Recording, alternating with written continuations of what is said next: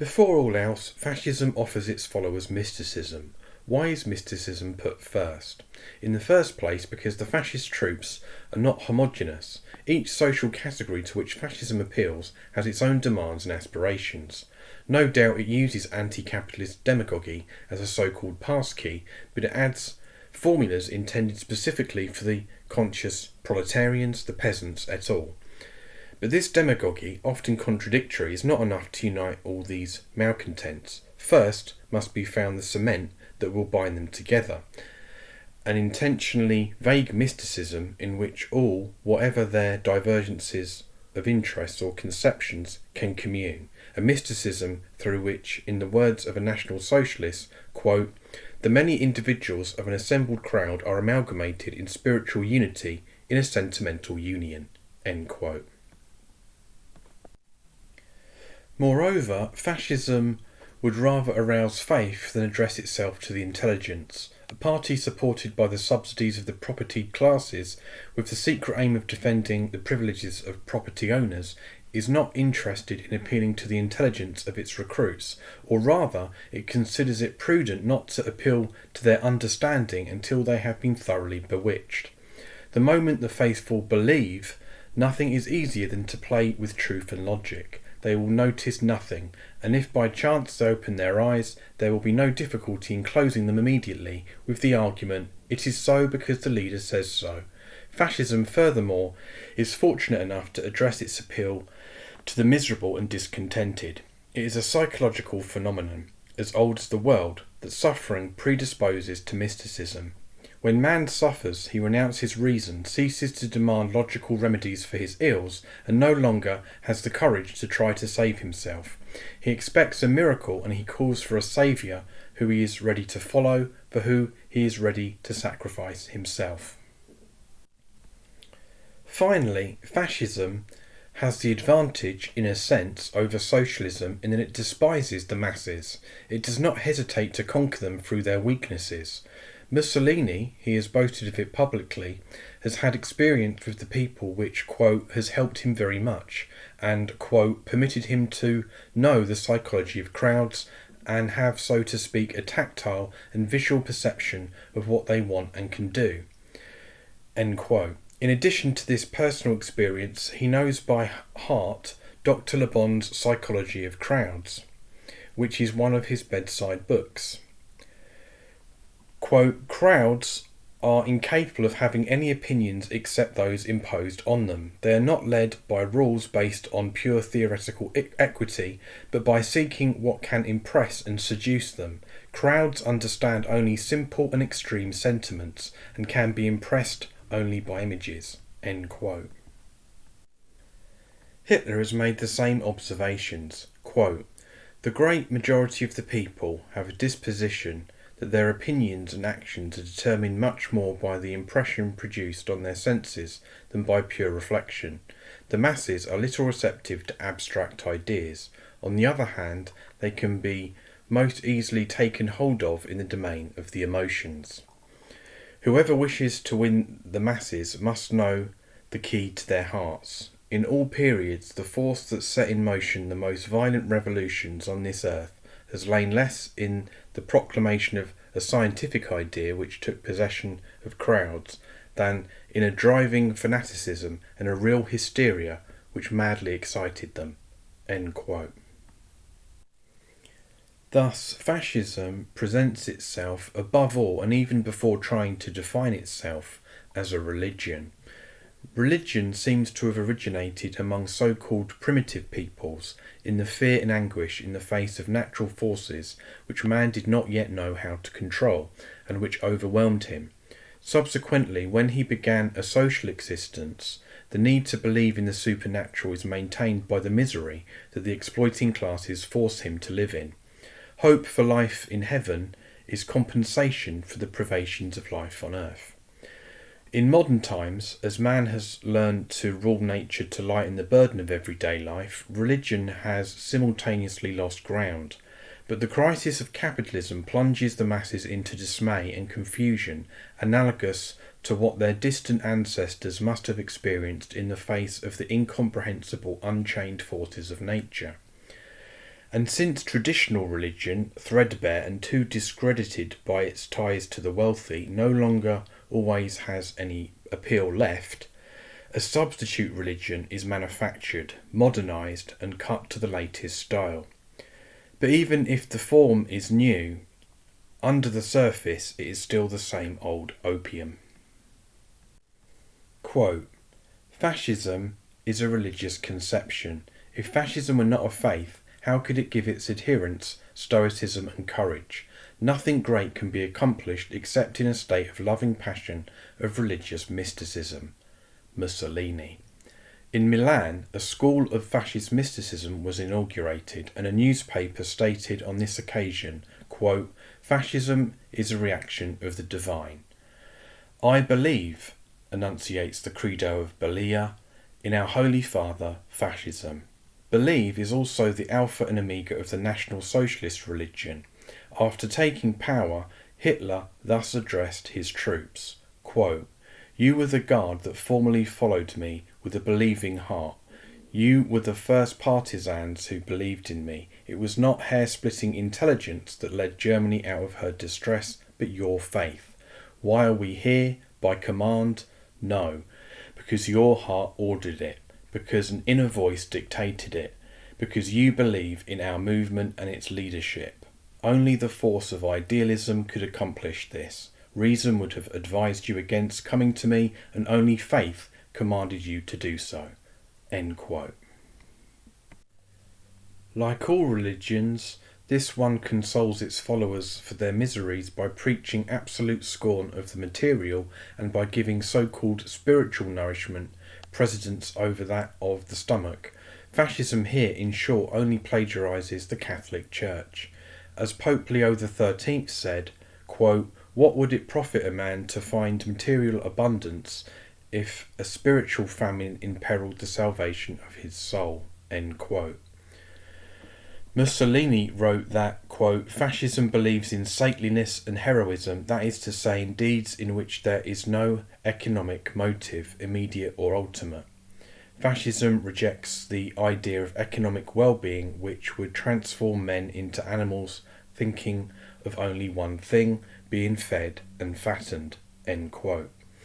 Hitler likewise asserts, quote, The man who, for his satisfaction in life, needs nothing but to eat and drink, has never understood him who sacrifices his daily bread to appease the thirst of his soul and the hunger of his spirit.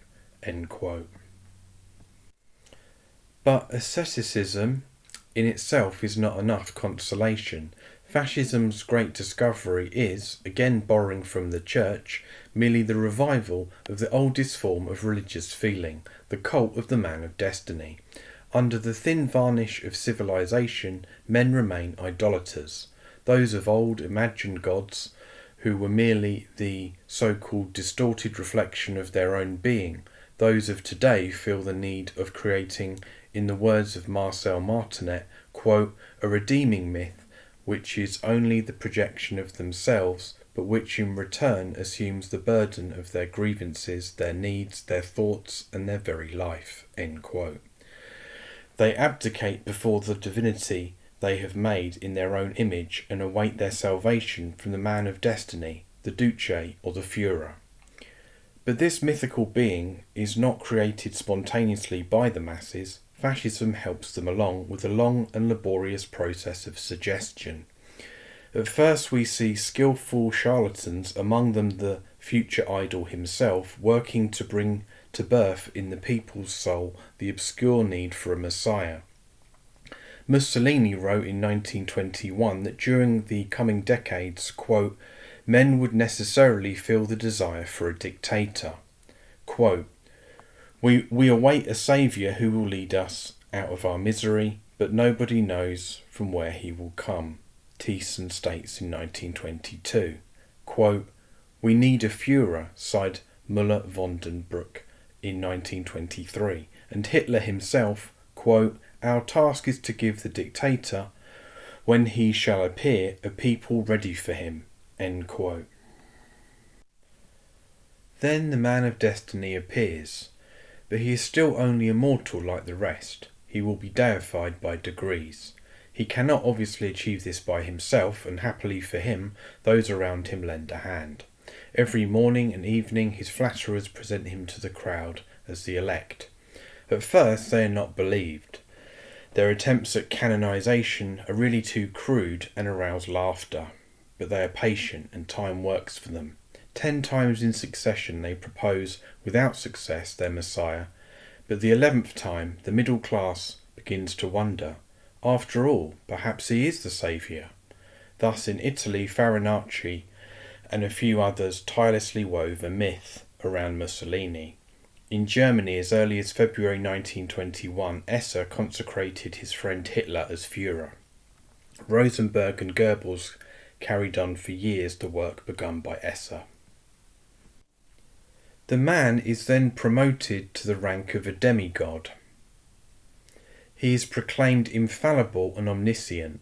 Quote, Mussolini is always right, we read in the Decalogue of the Militiaman, and in the Credo of the Balia, quote, I believe in the genius of Mussolini. Quote, Adolf Hitler is a personality of universal genius, asserted Wilhelm Kuber. Quote, there is unquestionably no domain of human activity that the Führer does not supremely dominate. End quote.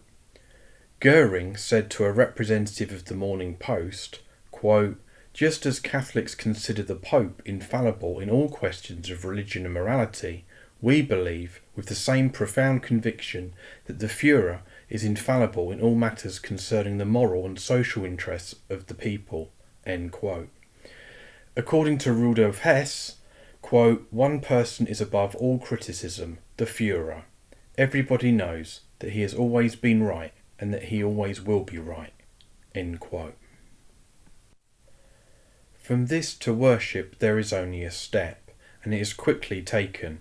In Italy, the official publication Milizia Fascista offers this instruction, quote, remember to love God, but do not forget that Italy's God is the Duce.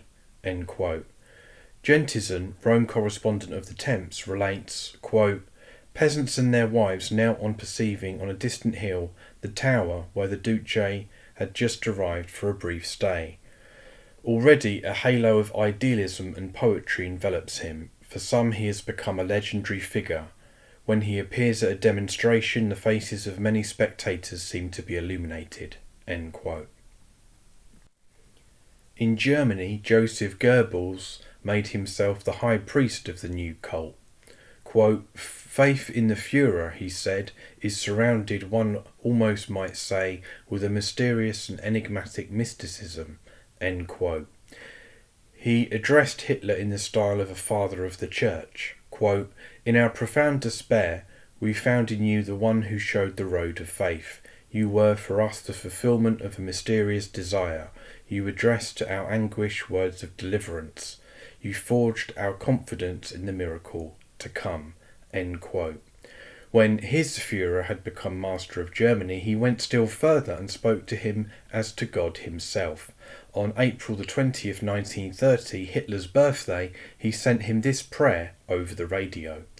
Quote, today thou must know that behind thee, and if necessary before thee, stands a compact army of fighters who at any moment are ready to sacrifice themselves for thee and thy idea. We promise thee solemnly that thou wilt always be for us what thou art today, our Hitler. End quote. Rome called him a new Redeemer. Rudolf Hess affirmed that, quote, this man will lead the German people without concerning himself with earthly influences. Quote, his will is in fact the will of God, wrote a panegyrist. There is something else this religion must have if it is to exercise its full attractive force on the masses. Fascism superimposes on the cult of the man of destiny the more recent one of the Fatherland. The Fatherland, quote, the terrible idol of our age, as Martinet says, pseudonym for the masses themselves, in which the crowd adores its own power as a crowd. End quote. We perceive how fascism profits from identifying the two cults. The leader henceforth appears as the nation incarnate, materialised. To worship the man of destiny is to worship the fatherland. To serve the fatherland is to serve the beloved leader. The zealots of the leader automatically become zealots of the national idea, and conversely, zealots of the national idea become zealots of the leader. When finally power is won, the laws of the state will become personal orders of the Duce or Führer.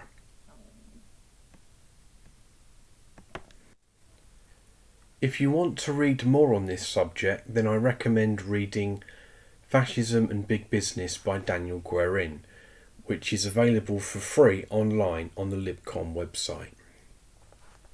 I would also recommend reading Roger Griffin on this subject as well. Thank you for listening, everyone. All the best.